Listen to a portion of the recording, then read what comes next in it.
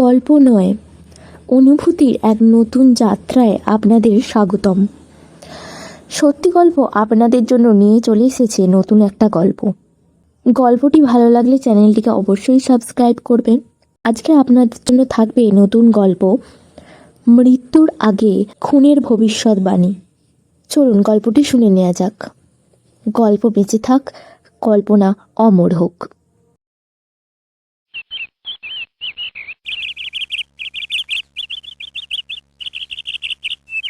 অদ্ভুত এক সকাল, কলকাতার ক্রাইম ব্রাঞ্চ অফিস। সকাল ঠিক 9টা।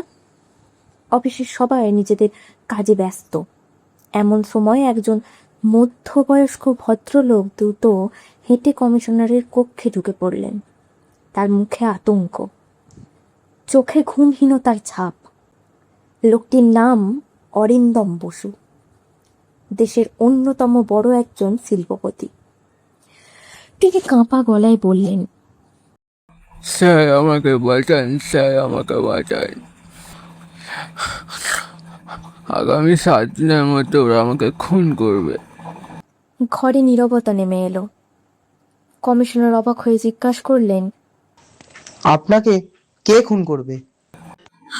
আমি জানি না, কিন্তু নিশ্চিত আমি আর বাঁচব না। ঠিক তখনই ঘরে ঢুকলেন ক্রাইম ব্রাঞ্চের সবচেয়ে দক্ষ অফিসার ইশিতা সেন। তাকে সবাই এক নামে চেনে, লেডি গোয়েন্দা। ইশিতা চুপচাপ অরিন্দমের দিকে তাকিয়ে রইলেন। তারপর শান্ত গলায় বললেন, মিস্টার বসু, মানুষ ভয় পেলেও অনেক কিছুই কল্পনা করে, কিন্তু আপনি এতটা নিশ্চিত কেন? অরিন্দম তার কোটের ভেতর থেকে একটা ছোট খাম বের করলেন। আজ ভোরে আমার বাড়ির দরজার সামনে এটা পড়েছিল। ইশিতা খামটি খুললেন। ভেতরে একটা সাদা কাগজ, তাতে লাল কালি দিয়ে মাত্র একটি লাইন লেখা, আজ থেকে ঠিক 7 দিন পর সূর্য ওঠার আগেই তোমার মৃত্যু হবে। কোনো নাম নেই, কোনো স্বাক্ষর নেই, কোনো আঙুলের ছাপও নেই।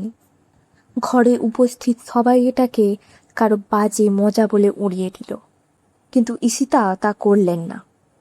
তিনি অর্ণবকে ডাকলেন।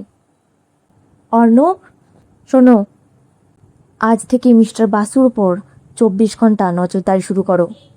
হ্যাঁ ম্যাডাম। অর্ণব মাথা নাড়ল। অরিন্দম কিছুটা স্বস্তির নিঃশ্বাস ফেললেন। তিনি ভাবলেন এবার হয়তো তিনি বেঁচে যাবেন। কিন্তু ইশিতা জানতেন না, এই কেস তার জীবনের সবচেয়ে কঠিন তদন্ত হতে চলেছে। আর 7 দিন পর এমন একটি ঘটনা ঘটবে যা পুরো ক্রাইম ব্রাঞ্চকে স্তব্ধ করে দেবে।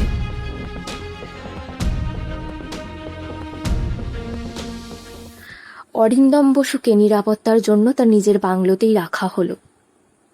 বাংলোর চারিদিকে সশস্ত্র পুলিশ মোতায়েন করা হলো। বাড়ির প্রতিটি প্রবেশপথে সিসিটিভি বসানো হলো। ইশিতা সেন নিজে পুরো বাড়ি ঘুরে দেখলেন। তিনি সবসময় একটি কথা বিশ্বাস করেন, অপরাধী যতই বড় হোক, সে অপরাধ করার আগে কোথাও না কোথাও নিজের ছাপ রেখে যাবে। অর্ণব বাড়ির প্রত্যেক কর্মচারী জিজ্ঞাসাবাদ শুরু করলো। রান্নার লোক, ড্রাইভার, নিরাপত্তারক্ষী সবাই বলল, গত 1 সপ্তাহ ধরে অরিন্দমবাবু খুব ভয় পেয়েছিলেন। তিনি বারবার বলতেন কেউ যেন তাকে অনুসরণ করছে। কিন্তু আশ্চর্যের বিষয়, কেউ কোনো সন্দেহজনকে দেখেইনি। ঠিক তখন ইশিতার চোখে পড়ল একটি অদ্ভুত ঘটনা। অরিন্দমের শোবার ঘরের দেওয়ালে ঝোলানো রয়েছে একটা পুরনো পারিবারিক ছবির ফ্রেম। সামান্য কাত হয়ে আছে। ঘরের বাকি সব কিছু নিখুঁতভাবে সাজানো, কিন্তু শুধু ওই ছবিটায় বেঁকে আছে। ইশিতা ধীরে ফ্রেমটি খুললেন। ফ্রেমের পেছনে ভাঁজ করা একটা কাগজ। কাগজেই মাত্র একটা বাক্য, যাকে সবচেয়ে বেশি বিশ্বাস করো, মৃত্যু তার হাত ধরেই আসবে। অর্ণব অবাক হয়ে বলল, ম্যাডাম, খুনি কি বাড়ির কেউ? ইশিতা কোনো উত্তর দিলেন না। তিনি শুধু কাগজটা প্রমাণ হিসেবে সিল করে রাখলেন। সেই রাতেই বাংলার বাইরে পাহারা আরও বাড়ানো হলো। কিন্তু দূরে অন্ধকারে দাঁড়িয়ে একজন অচেনা মানুষ সব কিছু দেখছিল। তার মুখ দেখা যাচ্ছিল না। সে শুধু আস্তে করে বলল, আর 6 দিন।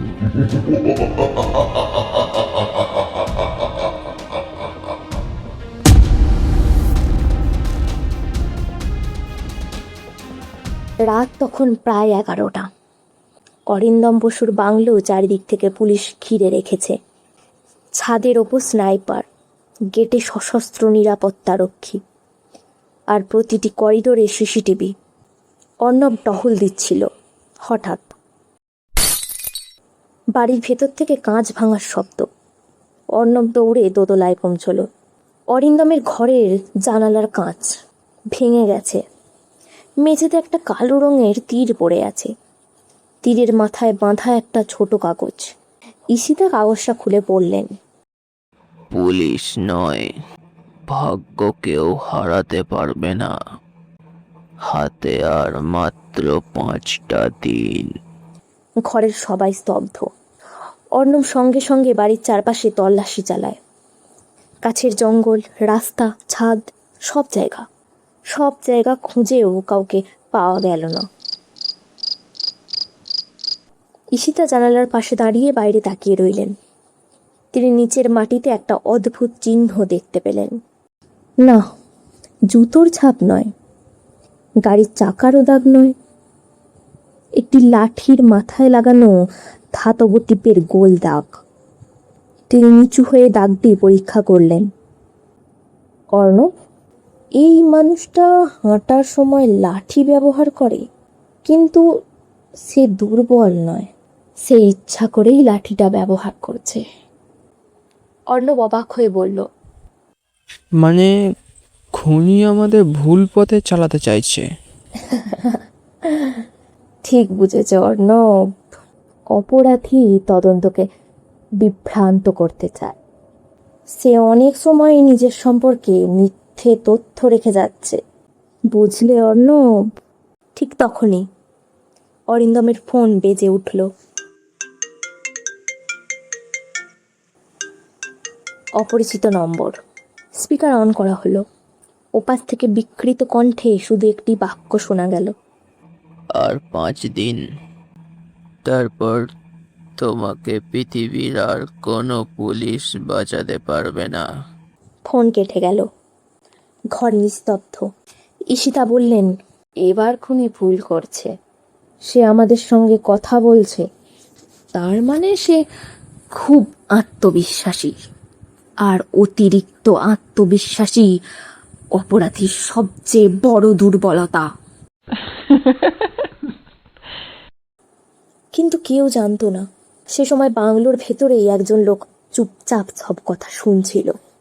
সে পুলিশের পোশাক পরেছিল, কিন্তু সে কি সত্যি পুলিশ?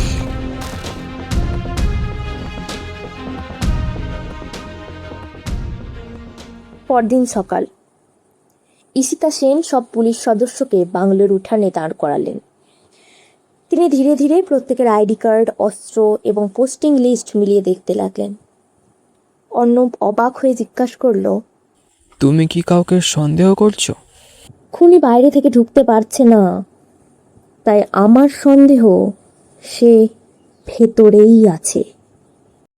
ঠিক তখনই একজন কনস্টেবল দৌড়ে এসে বলল, ম্যাডাম, একজন অফিসারকে খুঁজে পাওয়া যাচ্ছে না। সবাই চমকে উঠল। পোস্টিং লিস্টে একজন সাব ইন্সপেক্টরের নাম ছিল, কিন্তু আশ্চর্যের বিষয় কেউ তাকে আগে কখনো দেখেনি। ঈশিতা সঙ্গে সঙ্গে সব সিসিটিভি ফুটেজ দেখতে শুরু করল। ফুটেজে দেখা গেল পুলিশের পোশাক পরা একজন ব্যক্তি রাতে বাংলোয় ঢুকছে, কিন্তু একবারও সে ক্যামেরার দিকে মুখ তোলেনি। আর ভোর হওয়ার আগেই সে অদৃশ্য হয়ে গেছে। অর্ণব বলল, ম্যাডাম, তাহলে সে তো নকল পুলিশ। ঈশিতা মাথা নাড়লেন। হ্যাঁ, কিন্তু সে একা কাজ করছে না, বাংলোর ভেতর থেকে কেউ তাকে সাহায্য করছে। ঠিক সেই সময় অরিন্দম বসুর ঘর থেকে চিৎকার শোনা গেল। সবাই দৌড়ে গেল। ঘরে ঢুকে দেখা গেল অরিন্দম অজ্ঞান হয়ে মেঝেতে পড়ে আছেন।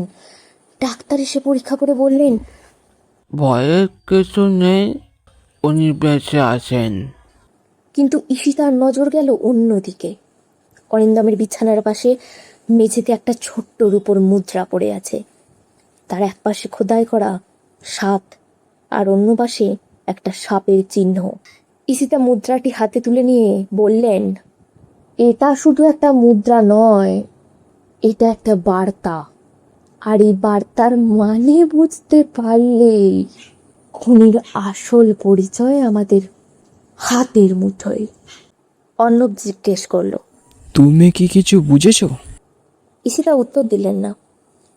তিনি শুধু জানালার বাইরে তাকিয়ে রইলেন। এখন থেকে খুনি তাড়াহুড়ো করবে, বুঝলে অর্ণব? আর সেই তাড়াহুড়োই ওর সবচেয়ে বড় ভুল হবে। সেদিন সন্ধ্যায় ক্রাইম ব্রাঞ্চের অফিসে একটি রহস্যময় পার্সেল এসে পৌঁছালো। পার্সেলের ওপর লেখা ছিল, ঈশিতা সেনের জন্য, একা খুলবেন। ঈশিতা পার্সেলটির দিকে হাত বাড়ালেন, কিন্তু ঈশিতা হাত তুলে বললেন, কেউ ছবেন না, আগে পরীক্ষা করা হবে। বোম স্কোয়াড পার্সেলটি পরীক্ষা করলো, কোনো বিস্ফোরক নেই। ঈশিতা ধীরে ধীরে পার্সেলটি খুললেন। ভেতরে একটা পুরনো ডায়েরি আর একটা পেন ড্রাইভ। অর্ণব সঙ্গে সঙ্গেই পেন ড্রাইভটি নিরাপদ কম্পিউটারে চালালো। স্ক্রিনে একটা ভিডিও ভেসে উঠল। ভিডিওতে অরিন্দম বসু। তিনি ক্যামেরার দিকে তাকিয়ে বলছেন, যদি এই ভিডিও কেউ দেখে, তার মানে আমি এখনো বেঁচে আছি, কিন্তু আমার সময় শেষ হয়ে এসেছে। আমার মৃত্যুর জন্য একজন নয়, 3 জন দায়ী। আমি তাদের নাম বলতে পারবো না, কারণ বললে আমি আজই মারা যাব। ঘরে সবাই অবাক। অরিন্দম তো এখনো জীবিত, তাহলে তিনি এই ভিডিও আগে থেকেই রেকর্ড করেছিলেন? হঠাৎ ভিডিওটি বন্ধ হয়ে গেল। অর্ণব বলল, ম্যাডাম, বাকি অংশ কোথায়? ঈশিতা ডায়েরিটি খুললেন। প্রথম কয়েকটি পৃষ্ঠা ফাঁকা, তারপর একটি পাতায় বড় বড় অক্ষরে লেখা, সত্যি সবসময় চোখের সামনে থাকে, শুধু মানুষ ভুল জায়গায় খোঁজে। ঈশিতা ডায়েরির পাতাগুলো আলোয় ধরলেন। স্ম্লানভাবে কিছু একটা লেখা ফুটে উঠল। সেখানে 3টা অক্ষর ছিল, এ, ডি আর এম, কিন্তু পুরো নাম দেখা যাচ্ছে না। অর্ণব বলল, এরা কি 3 জন সন্দেহভাজন? হুম, না, এরা হয়তো 3 জন সাক্ষী, অথবা 3 জন বিশ্বাসঘাতক। ঠিক তখনই অরিন্দম বাসুর বাড়ি থেকে জরুরি ফোন এলো। ম্যাডাম, স্যার তো ঘরে নেই। ঈশিতা ও অর্ণব দৌড়ে বাংলোতে পৌঁছলেন। ঘরের দরজা বন্ধ।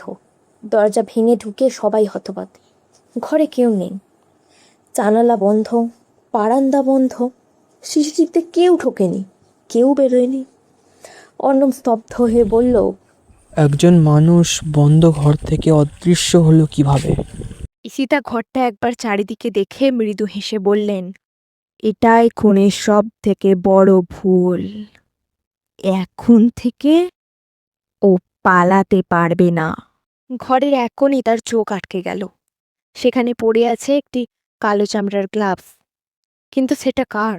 অর্ণব কালো গ্লাভসটি তুলে ফরেনসিক টিমের কাছে দিল। কিছুক্ষণ পর রিপোর্ট এলো।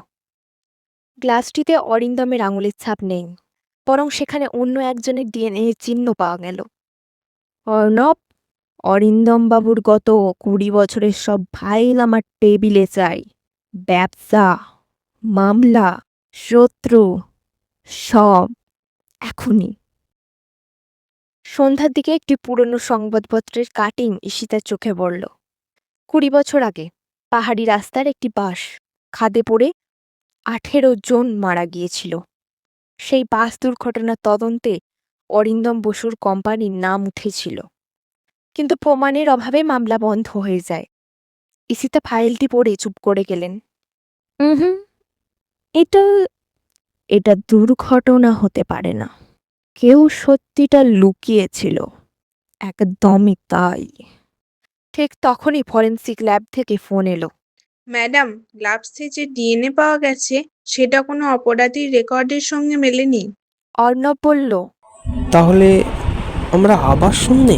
ঈশিতা মাথা নাড়লেন, বললেন, না, এবার আমরা ঠিক পথে এগোচ্ছি।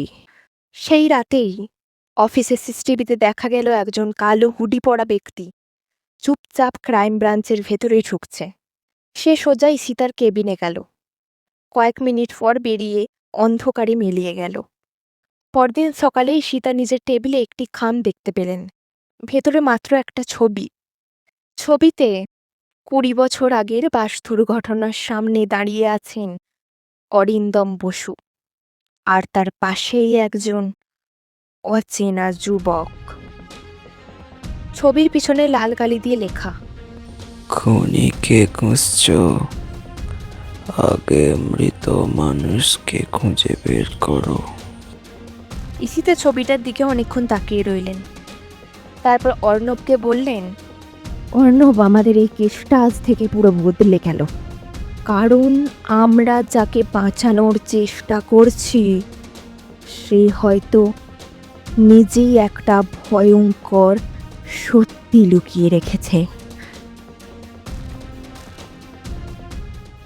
পরদিন সকাল, ঈশিতা ও অর্ণব ২০ বছর আগের বাস দুর্ঘটনার তদন্ত আবার শুরু করলেন।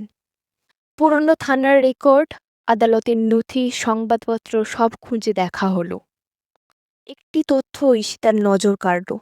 ১৮ জনের মৃত্যুর তালিকার একটি নাম ছিল অভিজিৎ রায়। কিন্তু কিন্তু মৃতদেহ কখনো শনাক্ত করা যায়নি। ঈশিতা বললেন, যদি মৃতদেহই না পাওয়া যায় তাহলে আমরা কিভাবে নিশ্চিত হব সে মারা গেছে? কিভাবে? অসম্ভব নয়। ঠিক তখনই ফরেন্সিক ল্যাব থেকে ফোন এলো। অরিন্দমের ঘর থেকে পাওয়া গ্লাভসের ভেতরে একটি ছোট কাপড়ের তন্তু পাওয়া গেছে। সেটি ছিল একটি বিশেষ ধরনের কালো জ্যাকেটের অংশ। ঈশিতা সেই জ্যাকেটটির খোঁজ শুরু করলেন। সন্ধ্যায় খবর এলো, শহরের বাইরে একটি পরিত্যক্ত গুদামে ঠিক একই ধরনের জ্যাকেট পরা একজন লোককে দেখা গেছে।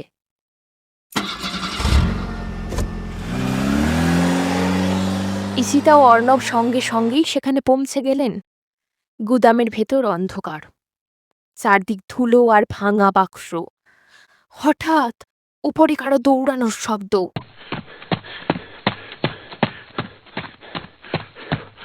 অর্ণব চিৎকার করল, থামো!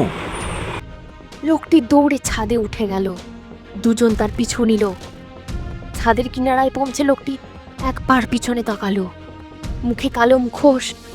ঈশিতা বললেন, পালিয়ে লাভ নেই, চারিদিক ঘেরা। লোকটি হেসে বলল, তোমরা সত্যের খুব কাছে চলে এসেছো। এই বলে সে নিচে লাফ দিল।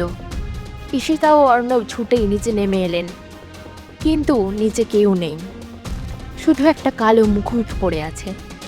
ঈশিতা মুখোশটি হাতে তুলে দেখলেন, ভেতরে একটা কাগজ গোঁজা, তাতে লেখা, 7 দিনের ভবিষ্যৎবাণী শেষ হতে মাত্র আর 24টা ঘন্টা বাকি। এবার আর কাউকে বাঁচাতে পারবে না। ঈশিতা ঘড়ির দিকে তাকালেন। আগামী ভোরই শেষ দিন। তিনি বললেন, আগামী 24 ঘন্টাই ঠিক করবে অরিন্দম বাঁচবে নাকি খুনি জিতবে। ঠিক তখনই অর্ণবের ফোন বেজে উঠল। ওপাশ থেকে আতঙ্কিত কণ্ঠ। স্যার, অরিন্দম বসুকে আবার খুঁজে পাওয়া যাচ্ছে না। ঈশিতা এক মুহূর্তও দেরি করলেন না। তিনি গাড়িতে উঠে শুধু একটা কথাই বললেন, আজ রাতেই এই খেলার শেষ শুরু হবে। আর মাত্র কয়েক ঘন্টা। রাত 11:45। তারপরে শেষ হবে 7 দিনের সময়। অরিন্দম বসুকে খুঁজে পাওয়া যাচ্ছে না। সারা শহরে নাকি চেকিং শুরু হয়েছে। প্রতিটি রাস্তা, টোল প্লাজা, রেল স্টেশন, বিমানবন্দর অরিন্দমের ছবি পাঠিয়ে দেওয়া হয়েছে। ক্রাইম ব্রাঞ্চের কন্ট্রোল রুমে সবাই উদ্বিগ্ন। ইসিতা হঠাৎ বললেন, না, অরিন্দমকে এই শহরের বাইরে কেউ নিয়ে যায়নি, ও এখনো এই কলকাতাতেই আছে। অর্ণব অবাক হয়ে জিজ্ঞাসা করল, এত নিশ্চিত কিভাবে?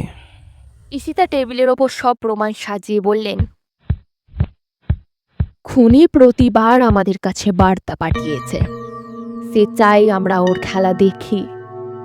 যে অপরাধী নিজের অপরাধ দেখাতে চায় সে পালিয়ে যায় না অর্ণব, সে কাছেই থাকে।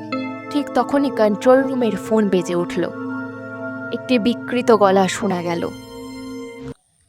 লেডি গোয়েন্দা, যদি অরিন্দমকে বাঁচাতে চাও তাহলে একা শিবপুর জুট মিলে চলে এসো, পুলিশ আনবে না কিন্তু। অর্ণব বলল, এটা ফাঁদ। জানি, কিন্তু এই ফাঁদে পা না দিলে যে খুনিকে ধরা যাবে না। পুরনো জুট মিল, রাত 1টা। কারখানাটা বহু বছর ধরে বন্ধ। চারিদিকে অন্ধকার, মরিচা ধরা মেশিন আর ভাঙা জানালা। ইসিতা একাই ভেতরে ঢুকলেন। হঠাৎ স্পিকারে কণ্ঠ ভেসে এলো, ওয়েলকাম লেডি গোয়েন্দা, ওয়েলকাম। ঈশিতা চারিদিকে তাকালেন। কেউ নেই। কিছু দূরে একটা চেয়ারে বাঁধা অবস্থায় অরিন্দম বসুকে দেখা গেল। তিনি অচেতন। ঈশিতা দৌড়ে এগোতেই লোহার দরজা বন্ধ হয়ে গেল। তিনি আটকা পড়লেন। ঠিক সেই মুহূর্তে বাইরে থেকে অর্ণব ও ক্রাইম ব্রাঞ্চের টিম ঘিরে ফেলল এলাকাটাকে। অর্ণব চিৎকার করল, ঈশিতা, তুমি কোথায়? কিন্তু ভেতর থেকে কোনো উত্তর এলো না। অন্ধকারের মধ্যে সেই বিকৃত কণ্ঠ আবার শোনা গেল, আজ সূর্য ওঠার আগেই একজন মরবেই। তবে প্রশ্ন হচ্ছে অরিন্দম নাকি লেডি গোয়েন্দা? ঈশিতা শান্তভাবে নিজের টর্চ চালালেন। অবশেষে তুমি তোমার সব থেকে বড় ভুলটা করে ফেলেছ। অন্ধকারে লুকিয়ে থাকা মানুষটি প্রথমবারের মতো থমকে গেল। অন্ধকার জুড়মিলের ভেতরে ঈশিতা ধীরে ধীরে টর্চের আলো মেঝের দিকে ফেললেন। সেখানে কাদার উপর স্পষ্ট জুতোর দাগ। ঈশিতা মৃদু হেসে বললেন, তুমি যতই নিজেকে চালাক ভাবো, ভুল করে ফেলেছ যে। ঠিক তখনই অন্ধকার থেকে একজন মুখোশধারী বেরিয়ে এলো। তার হাতে একটা পিস্তল। সে বলল, এখানেই তোমার তদন্ত শেষ লেডি গোয়েন্দা। ঈশিতা একটুও ভয় পেলেন না। তিনি শান্ত গলায় বললেন, তুমি আমাকে মারতে আসোনি, তুমি চাও আমি সত্যটা জানি, তাই না? মুখোশধারী কয়েক সেকেন্ড চুপ করে রইল। তারপর আস্তে আস্তে তার মুখোশটা খুলল। ঈশিতা অবাক হলেন না। তিনি শুধু বললেন, আমি জানতাম তুমি বেঁচে আছো। হ্যাঁ, আমি জানতাম।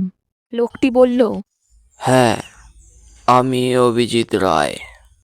20 বছর আগে সবাই আমাকে মৃত ভেবেছিল। অর্ণব ও পুলিশ ঠিক তখনই মিলের ভেতরে ঢুকে পড়ল। অর্ণব তার দিকে বন্দুক তাক করে বলল, হাত ওপরে। আমি খুনি নই। সবাই থমকে গেল। অভিজিৎ অরিন্দমের দিকে তাকিয়ে বলল, আমি শুধু ওকে ভয় দেখিয়েছি, কারণ ওর একটা পাপের শাস্তি হওয়া উচিত ছিল। তাহলে খুনিকে? যাকে তোমরা সবচেয়ে বেশি বিশ্বাস করছো সেই। ঠিক সেই মুহূর্তে একটি গুলির শব্দে পুরো মিল কেঁপে উঠল। অভিজিৎ মাটিতে লুটিয়ে পড়ল। সবাই ঘুরে দেখল অন্ধকারের মধ্যে একজন পালিয়ে যাচ্ছে। অর্ণব দৌড়ে তার পিছু নিল, কিন্তু সে পালিয়ে গেল। ধরা গেল না তাকে। অভিজিৎ শেষ নিঃশ্বাসে সীতার হাত চেপে ধরে ফিস ফিস করে বলল,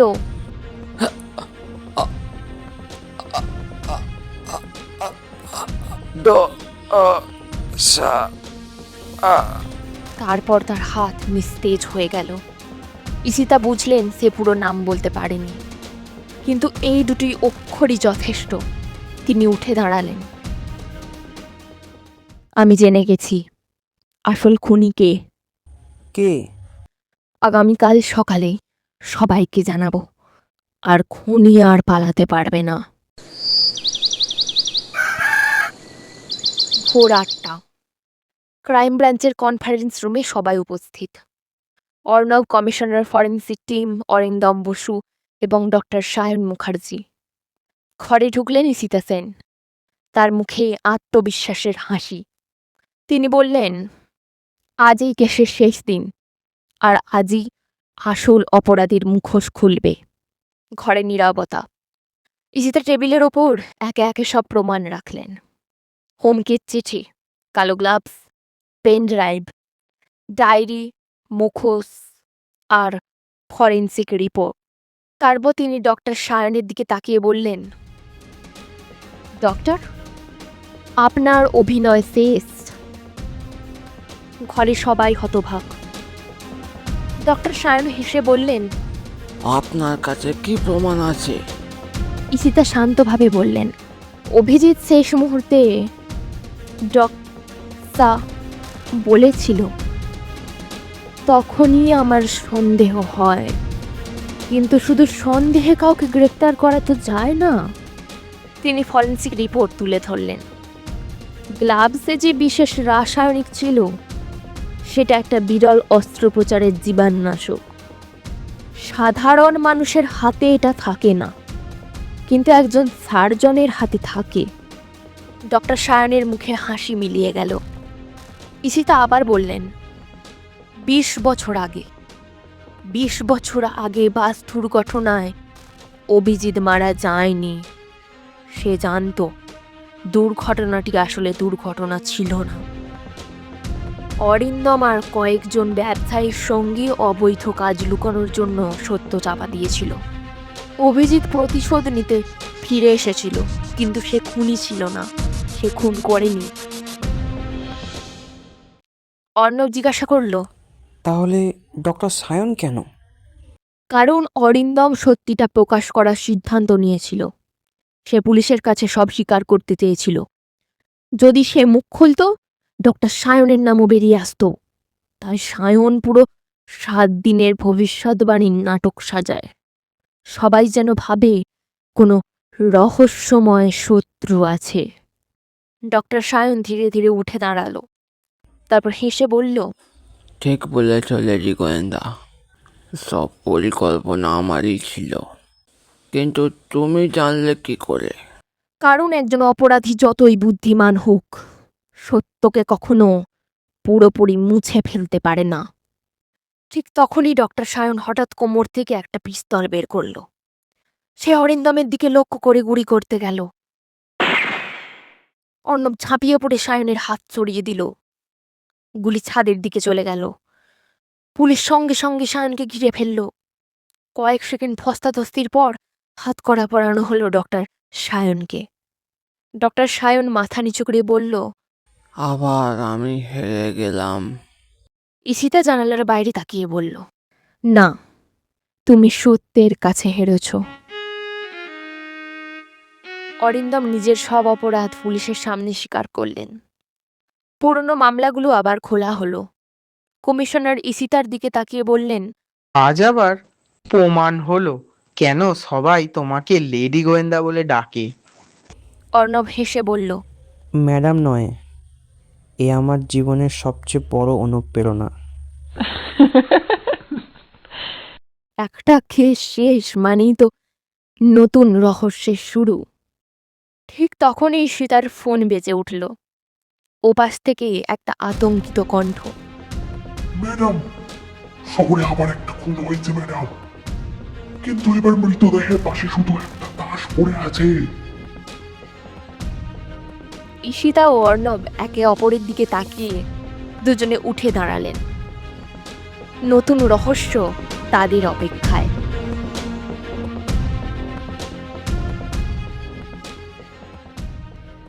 নমস্কার বন্ধুরা, আপনাদের যদি আজকের এই গল্পটি ভালো লাগে তাহলে অবশ্যই আমাদের চ্যানেলটিকে সাবস্ক্রাইব করতে ভুলবেন না।